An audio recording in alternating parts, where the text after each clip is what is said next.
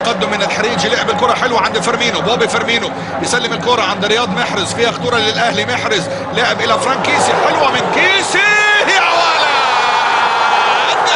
البريزيدنتي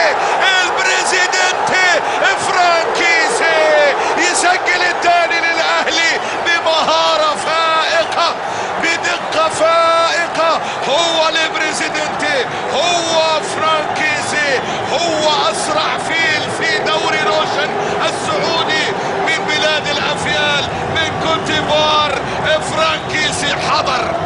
فرانك كيسي حضر بالهدف الثاني الجميل، ويا فرحة الأهلي بهذا الهدف.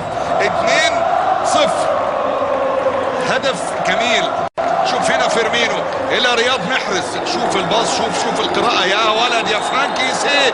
استلم وبكل دقة يسكن الكرة على يمين الحارس فيكتور براغا. 2 الأهلي لا شيء الطائي.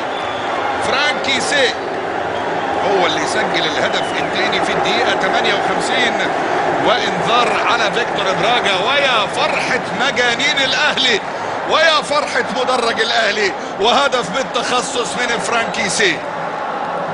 شوف ما شاء الله، استلم وصنع لنفسه شاط هوب في المرمى. ثاني أهداف